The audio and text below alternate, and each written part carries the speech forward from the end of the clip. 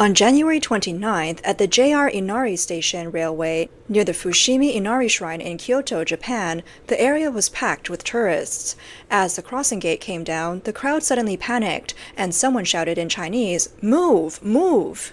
This railway crossing, which leads to the famous shrine, is always crowded during peak travel seasons, especially around Lunar New Year. That day, an emergency button was pressed at another nearby crossing, causing train delays.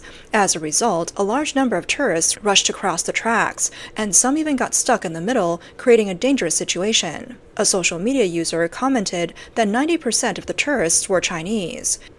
With the growing number of Chinese visitors to Japan, popular tourist destinations have experienced traffic congestion, declining sanitation, and lower standards of public behavior. On February 24th, a Japanese social media user posted a video showing Chinese tourists standing in the middle of the road taking photos while drivers honked at them. Some tourists were even crouching on the road to get their shots. According to Bloomberg, after the recent abduction case involving Chinese actor Wang Xing, many Chinese tourists started avoiding Thailand. Instead, more people chose to take their families to Japan for skiing and hot spring vacations during Lunar New Year. In the first quarter of this year, flight bookings from China to Japan more than doubled compared to last year.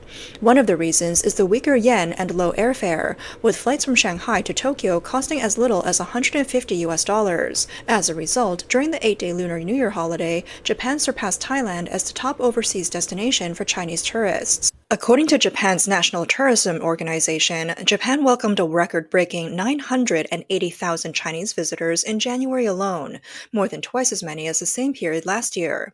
Among all international visitors, Chinese travelers made up the largest group. The surge in tourism has brought significant economic benefits to Japan. However, the overwhelming number of tourists has also led to overcrowding in tourist areas. Many locals have expressed frustration over some Chinese tourists' lack of manners, and anti-Japanese sentiment among certain visitors has also been a source of resentment. One particularly shocking incident recently made headlines. A Japanese hotel reported that after a group of Chinese tourists checked out, they discovered human waste left in the bathtub. The drainage system was severely clogged, and the entire room was filled with a foul smell. It took the hotel staff 2 days to fully clean up the mess. According to Japan's Spa magazine, staff at a Japanese hotel were baffled by a shocking incident. They couldn't understand why a guest defecated in the bathtub when there was a toilet right next to it. Even if the toilet was occupied, another family member could have used the restroom in the hotel lobby. The staff simply couldn't comprehend why someone would do such a thing. Because of this, the hotel had to hire professionals to disinfect the room, making it unavailable for other guests for 2 days. One staff member commented, "Honestly, if the drain hadn't gotten clogged, we might have never discovered this. The next guest would have unknowingly bathed in the same tub. Just thinking about it is terrifying." Online reactions were filled with shock and criticism. One person suggested, "Japanese businesses should just give up on Chinese tourists. It's better to make less money." Another, who identified as Chinese, wrote, "I'm also shocked. Why would anyone do this when there's a toilet right there? It's disgusting. Do these people have some sort of weird habit?" Such behavior isn't limited to Japan. Some pointed out that similar incidents happen in China too. A witness once saw a Chinese woman urinate in broad daylight on a public street, leaving bystanders stunned. It seems that for certain people, these actions have become a habit. According to Spa magazine, Japanese hotel operators have increasingly complained about foreign tourists' disruptive behavior. The most common issues include being loud and playing music on speakers late at night, sometimes even at midnight or early morning, and also smoking in non-smoking rooms despite clear warnings, leaving a strong odor behind that makes future guests uncomfortable. But compared to the bathtub incident, these seem minor. Frustrated by these behaviors, Japanese netizens have been posting about them online. On February 22nd, one Japanese social media user wrote, "It's strawberry picking season in Kobe again, but unfortunately, groups of Chinese tourists are only eating the sweet parts and throwing the rest away. I welcome visitors from Taiwan and other law-abiding countries that respect Japan, but I reject anyone who disrupts our society." In Japan, it's not uncommon to see signs in Chinese stating, "If you don't follow the rules, you're not welcome. Get out." One netizen commented, "If Chinese people were polite, signs like this wouldn't be necessary." Another Japanese user posted a photo of 3 Chinese passengers occupying priority seats on a train, piling up their luggage and blocking the aisle. What has caused the strongest backlash from locals is the aggressive and hostile anti-Japanese rhetoric. On February 20th, a Chinese tourist in Japan filmed a young girl walking home alone after school and called her a derogatory term. Many online commenters pointed out that this act was illegal. Some wrote, "You can get arrested for this," while others questioned why Japan tolerates such behavior instead of taking action to remove the disruptive individuals. In Kyoto, Kodaiji's Okabayashi Temple is a well-known tourist site famous for its moss gardens. It was once home to Toyotomi Hideyoshi, one of Japan's three great warlords, and his wife Nene. The temple attracts visitors from all over the world and has become a popular social media hotspot. The temple's manager recalled an incident from December last year. In an area where photography was prohibited, he asked a photographer to stop taking pictures of a foreign visitor wearing a kimono. The photographer, speaking in broken Japanese, responded with a threat: "Japan is about to become part of China. You better watch out or you'll be wiped out." Recently, the temple's management shared these experiences on social media, drawing widespread attention. When Japanese media followed up, the manager clarified that he had no intention of banning family tourists from taking souvenir photos. However, the photographer in question had repeatedly taken commercial-style photos in a restricted area, directing different visitors on how to pose. Another growing issue in Japan is the rise of illegal black taxis operated by some Chinese nationals. Many of them run unlicensed ride services, using private cars to pick up guests from the airport or drive tourists to sightseeing spots. As the demand for such services has increased, the number of these illegal taxis around airports and popular attractions has also grown. In one case, a white sedan with an Osaka license plate blocked the entrance to Okabayashi Temple. When the temple staff asked the driver to park at a nearby paved parking spot, he responded in rough Japanese, "I'm not a black taxi. I'll kill you." Japanese netizens noted that such threats could be taken as death threats and should be reported to the authorities as a criminal offense. Many locals are concerned that Kyoto, a city known for preserving traditional Japanese culture, is now facing worsening public safety issues. Some hope that local authorities will take action to protect residents first before setting up better regulation for foreign tourists. In a statement on social media, Okabayashi Temple emphasized, "We welcome foreign visitors who love and respect Japan. We appreciate those who respect Japanese culture, people, language, and everything that exists here. But we cannot tolerate aggression. We hope the world will hold wrongdoers accountable." The surge of Chinese tourists to Japan began as early as 2024. According to Japanese media reports, in that year alone, visitor spending reached 8.14 trillion yen, with a record-breaking 36.9 million tourists. The weakening yen played a significant role in boosting travel demand, and tourist spending has now reached levels comparable to Japan's entire domestic apparel industry. China expert Yue Shan pointed out that China's economy has not been doing well in recent years, and consumer spending has declined. This raises the question, who are the people traveling abroad? While lower airfare to Japan is a factor, the average citizen simply doesn't have the money or time for leisure trips. The ones who can still afford to travel are often government-affiliated individuals and their families, or a small group of people who accumulated wealth in the past. However, these relatively well-off Chinese travelers tend to display the worst behavior. They do not represent all Chinese people, but unfortunately, they are often seen as a reflection of the whole group. In recent years, some extreme and offensive actions by Chinese individuals in Japan have sparked even greater outrage among the Japanese public.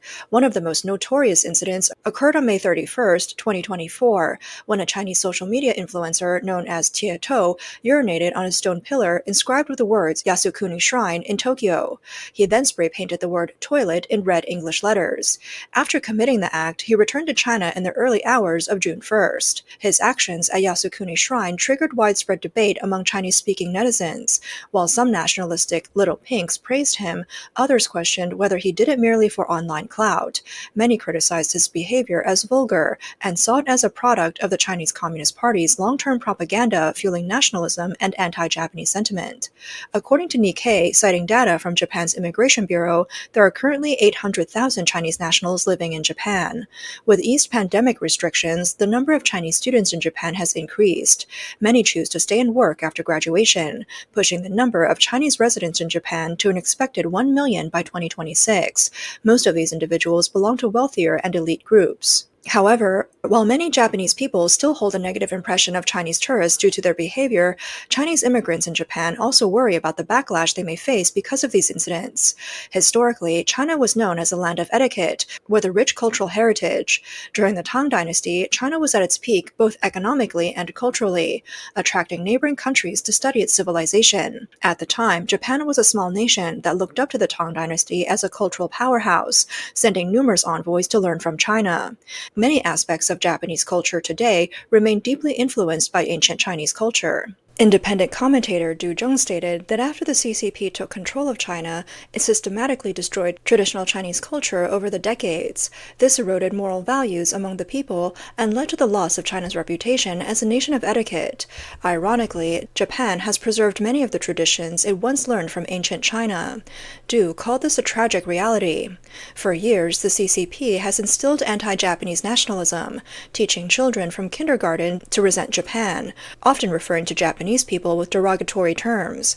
In recent years, as China's economy has declined, Japanese residents in China have faced increasing risks, becoming targets for some Chinese citizens to vent their frustrations. In 2024, two violent attacks against Japanese individuals in China raised concerns about rising anti-Japanese sentiment. On September 18th, the anniversary of Japan's 1931 invasion of China, a 10-year-old Japanese boy attending a school in Shenzhen was stabbed by a stranger on his way to class. He succumbed to his injuries the next day. The suspect, 44-year-old Zhong Changchun, was arrested at the scene. On January 24th this year, he was sentenced to death in Shenzhen. Earlier, on June 24th, a Japanese mother and her child waiting for a school bus were attacked by a knife-wielding Chinese man. A Chinese female bus attendant who tried to intervene was stabbed multiple times and later died from her injuries. The Suzhou Intermediate People's Court sentenced the attacker to death for intentional homicide. However, in both violent cases against Japanese individuals, Chinese authorities never explicitly mentioned Japan. In addition, after the trials concluded, the Chinese government did not release any official statements about the court proceedings or verdicts.